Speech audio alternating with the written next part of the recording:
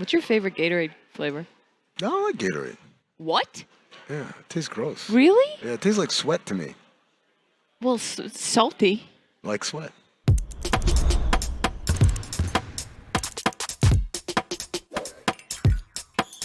Before we start the show, I do have to address something that happened last week on this program that went unaddressed and will not happen again.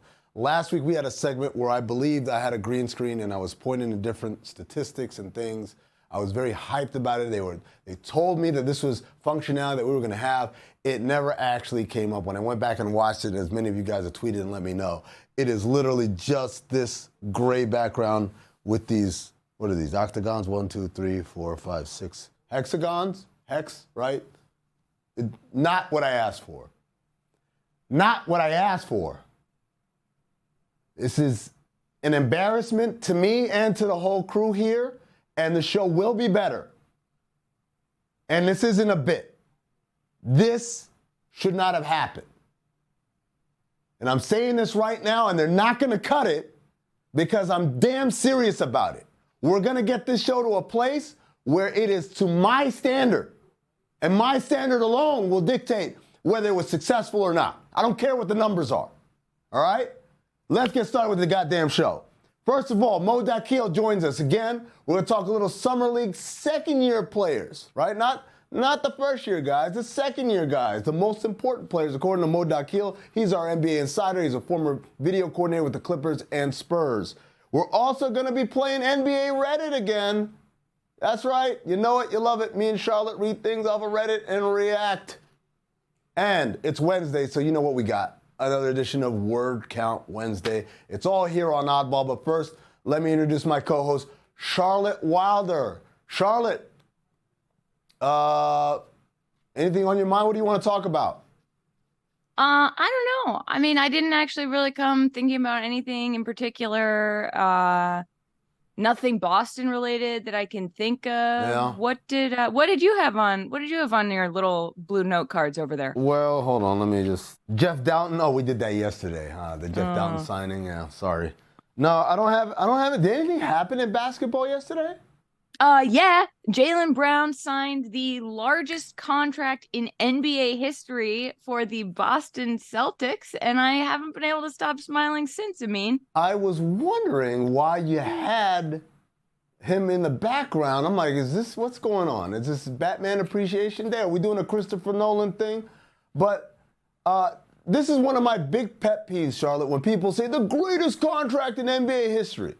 It is all paint by numbers. Ladies and gentlemen, there is no such thing as the greatest contract in NBA history because it is all paint by numbers. Because the NBA, unlike any other sport on earth, has maximums to their salaries, and those salaries, those maximum salaries are calculated as a percentage of the salary cap. Because of that, we can always say unequivocally, when the cap goes up, the next guy that signs the most max deal is going to be the biggest contract in history. It's not up for debate or discussion because these guys are actually being underpaid. They're undervalued from what they are actually contributing on the court. So Charlotte, have your little parade for the biggest contract in NBA history, joining illustrious names like Mike Conley Jr., right, who once signed the greatest contract in NBA history. Why? Because at that moment, the cap was a certain number, and he was the first guy to get 35% of it. Well, it's so what? Jaylen Brown's contract is $304 million, and That's right.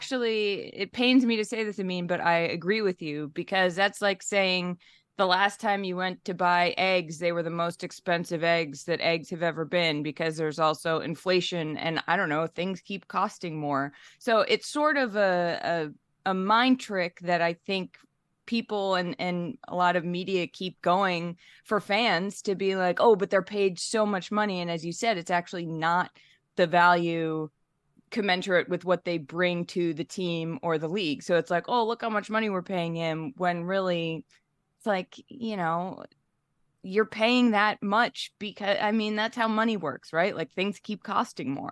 And my favorite part about all this is like, oh my God, he's making how much? Did you ever stop to think how much the guy who's paying him is making? Like that he could pay Jaylen Brown $300 million is because he's got it like that? Because again, It's all paint by numbers. It isn't a number that was plucked from the sky. As I said, that max is expressed as a percentage of whatever the salary cap is.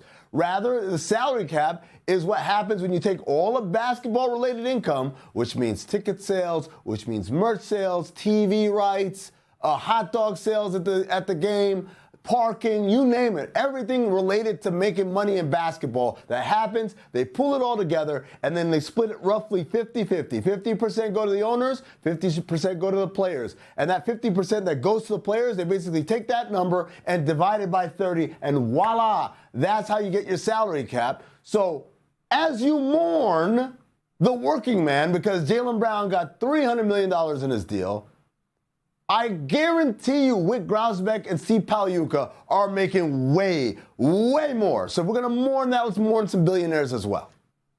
Yeah, you know, as we've said multiple times in the Dan Le Batard universe, prayers up for the billionaires. You know, they work so hard, and sometimes they even lose money. So it's a tough world out there. Congrats to Jaylen Brown. Charlotte, in 15 seconds or less, is he worth it? Yes. Really? Wow, she didn't even need the other 13 seconds. You're already playing word count, huh? I'm already playing word count, yeah, because when he and Tatum are on the court together and things are good, it's magical. What, in December of 2022, they were averaging like 58 points per game together. And I'm going to stick with December of 2022 as the future of the Celtics. So, yes, I mean, I'm going to be optimistic. I'm going to say he was worth it. Way more than 15 seconds. Late December back in 22, when Charlotte thought the rings would come to you. Boston Celtics, what a night. Hey, let's take a quick break. When we come back, NBA Reddit right here on Oddball. The title is work? Yes, and how it never runs dry. Yes. Shout out to Boys to Men. No, that was Water Runs Dry. Never mind. All right, so in today's submission, this is from 6 years ago. Oh. If you sneeze on another player, is it a foul? Yes. Why? We just went through a global pandemic. Sneezing on people is not good. It was never good. I just want to go on record and say I was a hypochondriac before the pandemic. So when the CDC was like, carry around hand sanitizer, like don't breathe on other people, I was like, have other people been doing that? Like, what are we talking about here? So sneezing on another player, that's rude. That is very rude, and it should be a foul. What do you think? One of the responses is, if a booger or snot hits their hands during shooting motion, I'd like to think it's a foul. Other than that, it's probably fair game. I agree. It is fair game. It's disgusting, but you know what? There's a lot of disgusting things. You know what's disgusting? What? Chris Child said that when he played in the CBA, he used to eat a bucket of onions before playing every game, and then he'd come out there with hot onion breath, breathing in his opponent's face the whole time. That also should have been a foul. What's that? That should have been a foul also. I'll give you another example. What about Lance Stevenson blowing in LeBron's ear? Yeah. Is that a foul? Yeah. Well, no, it's annoying. It's fun though. Okay, I take it back. Soft children here. I take it back. Oh, I'm taking it back. Air touched me. Oh, how can I play basketball anymore? You like being sneezed on? I don't, but I like winning. What does that have to do with being sneezed on? Because that means if you sneeze on someone, that's different. You might like sneeze. I wouldn't mind sneezing on someone. I don't want to be sneezed on. Some people pay for that kind of stuff. You know what that would be? Do you know what that would be? That would be the equivalent of, for me, of Grant Williams trash-talking Jimmy Butler. If someone came up and sneezed on me, I'd be like, it's over now. Gloves are off. I'm going to win. Would you? That would galvanize you? I'd be so pissed if someone sneezed on me. What if they kept sneezing, though? Like not on me? No, everywhere. Like, here's the thing. If it were deliberate. Imagine, if you will, I'm an NBA player. I got to guard the great Charlotte Wilder. And Charlotte Wilder's averaging like 25 points a game in this series. How do I stop Charlotte Wilder? I go to the supermarket. I get some fresh ground pepper. And then, and now I'm sneezing like a maniac the whole game. Like, at some point, one or two things are going to happen. Either you're going to get annoyed. Yeah. And then try to fight me, in which case you're going to get ejected, mission accomplished, or you're going to try to, like, ignore me, but then the sneezing is just going to throw you out because I'm so gross and you're so gross. Like, oh, this one's yellow. That's what, ew, gross. That's why I think it should be a foul, because I think that is not, if you do it once, that's one thing. If you keep doing it, That's got to be a I foul. think we're on to something. Also, yeah. Everyone is saying that Jokic is so unstoppable. Have you tried sneezing on it? Ground pepper, fresh ground pepper, right here. Sneezing dust. That's a good. Also, paprika. The paprika makes It makes you me sneeze? sneeze. Yeah. There you go. Now you know. Now, Now- like next show. Watch Oh, out. we should do that. I'm not. Don't do that. We should do that. Don't do that. Don't let him do that.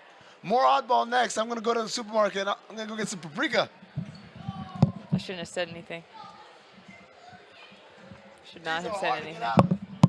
Yeah, good exit. Smooth exit. Smooth bit. Welcome back to Oddball.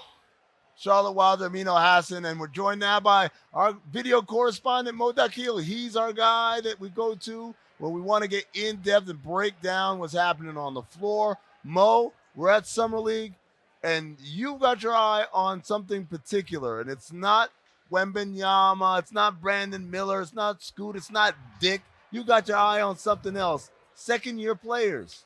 They're the most important players in Summer League. The rookies, when they come in here and going through the whole sort of run of getting drafted, getting thrown to a new city, figuring out life as adults all of a sudden at the age of 20, and then go into a camp, mini camp basically, learn a system, and then get on the court. I'm not worried about them. I'll worry about them through the season and pay attention to them. It's the second year guys. It's the guys that have been through Summer League, have been with the team for an entire year. Mm-hmm. I need to see improvement from those guys. They need to stand out more than anybody else when they're playing on the court. The second and third year guys are the most important guys to watch in Summer League. Who do you have your eye on this year? Who's been impressive to you and who's been less impressive? So the most impressive guy has been Jabari Smith here in Las Vegas. I'm going to give a shout out to Keegan Murray in Sacramento, but that was in Sacramento. That doesn't count here. We don't count that one. That doesn't count. This is Summer League. This is Summer League. So Jabari Smith, who had kind of like a lackluster sort of rookie year, a lot of questions, tough situation in Houston, he stood out immensely in this 2 games he played. And the problem was, the thing is, first half, he did not look good, and I began to start questioning him. You got worried? I was worried. I said, oh, man, this might be a problem for Houston. This could be a big, big problem. Sure enough, he balled out. Second half of that game, and then the whole next game killed it. And to the point where I was like, after 2 games, he's the Summer League MVP. He doesn't need to play again. Wow. That's it. He's the Summer League MVP. He was awesome. Tari Eason was awesome. The ones who have not been great have mostly been on the Charlotte Hornets. Nice. Oh, my namesake. You hate to see it. It's a tough break I'll there, have Charlotte. a chat with my Hornets. Yeah, you got to talk to them here a little bit. Who specifically? James Bouknight. I believe this is his third Summer League. Yep. And he's just not at all standing out. You're not seeing any real improvement from him. You're not seeing any sort of development in his game and things like that. Times you just forget he's even on the floor. There are times I'm just like, oh, wow. That's right. Oh, Bouknight, what happened? And that's a 11th pick in the draft a couple years ago. That's a massive miss right there for the Hornets. One of the interesting things about Summer League to me is also some of the people who get to coach, right? They're typically assistant coaches who have little to no head coaching experience, and this is their first taste at it going into this. When you're watching, do you ever watch any of these guys draw up something you're like, oh, okay, I didn't know that about you? Yeah, I mean, you tend to learn from these guys, just kind of they're getting their first taste of it. And when I've talked to some of those guys about it, like, oh, it's your first time coaching. What's, their first thought is like, I didn't realize I have to decide everything. Yeah. Team bus, what time what are we doing in practice, taping? Or how much film are we showing? Are we not showing any film? All of those small details. And then when they get on the court, call a timeout. Let's see what you draw up. You generally don't see a lot of great execution in Summer League because these are a lot of guys that teams been thrown together rather quickly. But every now and then you'll see a gem and you'll just be like, oh, wow, that's a great play, especially like end of game stuff. Did you see any of those that stick out to you, or am I putting you on the spot there? Well, I thought Houston, again, Jabari Smith, it's a game winner against Portland. Yeah. It was a small play, but they were actually inbounding the ball from 3/4 court. Tari Eason makes a great pass over the top, but it was really Jabari Smith sort of flashing to the top and making the play right there, getting the ball and making the pass, or excuse me, making the shot, and that led to the winner for them. But that was probably like the one big one so far. We talk about second-year players and how they play here, and typically when people play well at Summer League, we always say it doesn't matter, it's Summer League. But as Mo just demonstrated, second-year players, it does matter because they're being put in different situations, and they've got the benefit of, I know the rhythms of the NBA, so I should be able to navigate this a lot more easily. I think about guys in the past who have taken a great summer league and catapulted into a different kind of stratosphere of play. Who are some names that come to mind for you? I think the first name that comes off the top of my head is Desmond Bane. I mean, forget the fact he signed a massive extension this summer. Part of it is the stuff he did a couple summers ago. When he came in for the Grizzlies, they wanted him to play more playmaking. Show us some more opportunities for you playmaking. He wasn't going to get a lot playing with Ja and those guys. He comes out here in Summer League and really showed that side of his game and began to kind of develop it a little bit more, and that paid off the following season because then he became their second and third playmaker on the floor for them, and it really helped to see him do stuff off the dribble, and that paid off for them in a big way. It seems like Summer League that for everybody not playing, it's about the schmoozing, and then for the first years, and for fans it's about the shiny new toys and all of it, but for the players this is actually a real chance to make a difference and to maybe get paid in a way that changes their lives. Yeah, I mean, there's not a lot of places you're going to get this experience in the off season. Yeah, for them, like they're going to play pickup games and whatnot, but those are games that are very rarely is there going to be actual referees there, clock, the buzzer, the free throws, the whole stuff. It's not the same. It's not the same environment. This is much more structured. So this is a great place for young players to get reps, and then that leads to opportunities. And even some of these bigger name guys or some of the smaller name guys, they're trying out for training camp rosters. They're trying out for European jobs. There's a bunch of European scouts out here that are looking for players and talent, and this is a good opportunity for them. Well, Mo, I don't want to hold you. I know you've got a flight to catch because whatever day this is in Vegas we are, it's your last day. Mo gets to leave tomorrow. We're stuck here forever. We're still here. But in the meantime, I hope you get back in the gym, get to watch a little bit more, see more Dick, see more Vic, see more Brandon. See them all. It's Oddball. It's time to play another edition of Word Count. It's the game where we pose a question to each other, and then the person being asked the question has to answer in 10 words or less. Charlotte, are you ready? I've never been more ready in my entire life. That's a lie. All right, first question. How will Luka and Kyrie struggle this season? I love this question because it already assumes that they're going to struggle no matter what. So how will they struggle? I'm counting on my hands here. I do not really trust Kyrie to fully show up anymore. Show up is 2 words. You went 11 words. Your answer is disqualified. You went show up with your 9th finger, which says show, and the 10 fingers up. You messed up. You lose. You're disqualified from this. Let me tell you right now why they're going to struggle. And it won't be offensively, and it won't be about showing up. It's about the defense. I just don't think the Mavericks have enough defense. I know they've made some strides to address that, adding Grant Williams, for example, but I just don't think that they've done enough to really shore up what is basically 2 defensive liabilities in their starting lineup. That's how you play the game, Charlotte. Well, I just want everyone to know that wasn't a bit. I actually thought that I was doing it right. I can't count. We've established that. Okay, Amin, I've got one for you. Let's go. Why would Draymond Green decline, quote, substantially more money to stay with the Warriors? Because he knows this is the best situation for him. 10. Count them 10, Charlotte. That's how you play. Damn it. Well, yeah. I mean, I think actually this one, there might not be much more to expand on. I think it's pretty clear. Like that's best situation for Draymond. So like there's no other place he's going to go where he's going to look as good. And he knows his Hall of Fame legacy is on the line here, right? If he continues playing Golden State, he's going to be a Hall of Famer. If he goes anywhere else, he opens himself up to the vulnerability of, oh, maybe he wasn't that good after all. Maybe it was just because he was playing with great players. So everyone who hated him on that team that he goes to, that's going to be a fun transition. Anyway. All right. Next question. Why aren't the Blazers interested in Tyler Hero? Because Tyler Hero is paid a lot of money. God damn it! That's 2 words again. He was hurt during the playoffs, and I don't know. He's been working out with the Nets a lot, and he's working out with Ben Simmons. I don't know that he wants to go to the Blazers. I don't know. What's your 10-word answer, Brainiac? My answer, first off, my 10-word answer is Charlotte Wilder sucks at this game, right? Then there's 3 words you can just hold on. But no, the reason is they already have too many guards, right? Like, they already got Shaedon Sharpe, they already got Anthony Simons, they already got Scoot Henderson. They really don't have room for another guard to come in there and take minutes away from one of those other guys, especially with the high hopes that they have for Scoot Henderson. They want to give him every opportunity to flourish. The reality is, look, if there's going to be a 3-team deal that happens or a trade that happens between the Heat and the Blazers, there's going to be a 3rd team. There might be a 4th team. Hell, there might be even a 5th team. 5-team trade. My goodness. Yeah, lots My of people. goodness. All right, next one for you. Charlotte's from the South now. All right. My goodness. Bless his heart, Tyler Hero. Explain why the 7 seconds or less Suns didn't win a championship. You son of a bitch.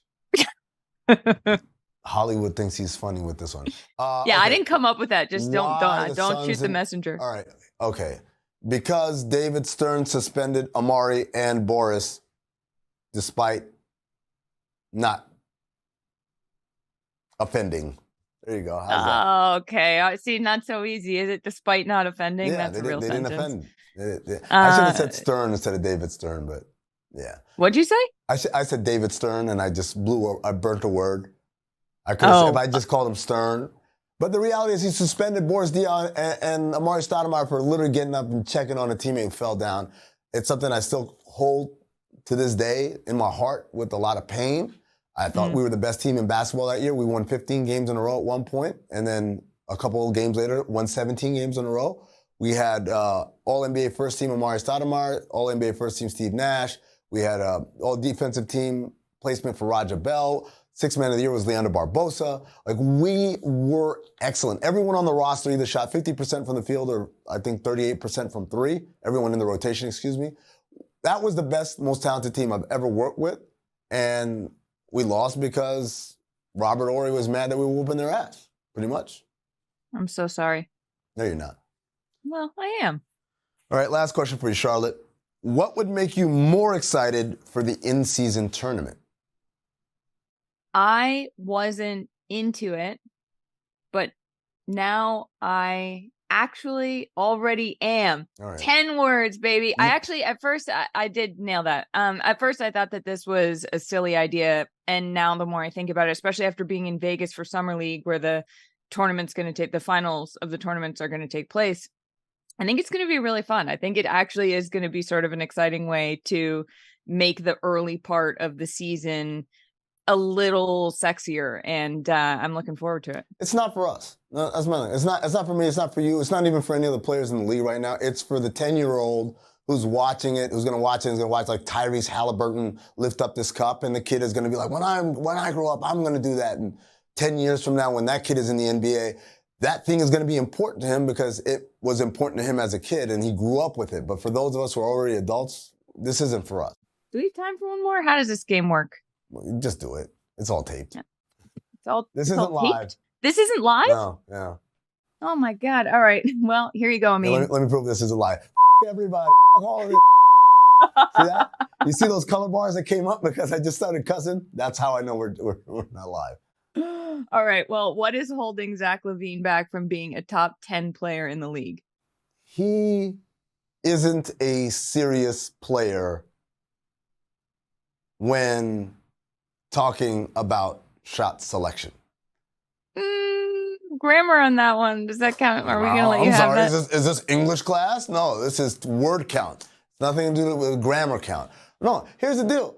He's a guy that is very great at getting stats and not so great at playing winning basketball, I don't think. He's got to be in a situation where, first of all, he's got a better commitment to defense, and second of all, a better commitment to shot selection. Like, I think he's got to be more judicious with shot selection. I know what his field goal percentages are. I know what his scoring averages is. He's the quintessential get stats player, but I think in order to be a winner, there's another level to this where you almost take a step back from some of those things in order to be more efficient, not just numerically, but more efficient kind of with your touches and the way you use possessions. Well, speaking of being numerically efficient, this has been Word Count. Thank you all so much for watching. Was that 10 words? Probably more, but I know you love it when I thank people for watching, so. Thanks for watching Oddball. I'm thirsty, so I'm going to take the elevator down to the kitchen. You didn't even hit the button. Oh, You have to hit the button. God damn it. Can we do it again? That's a free fall. No, we're not going to do it again. But it's funny. It's funnier that we're not going to do it again.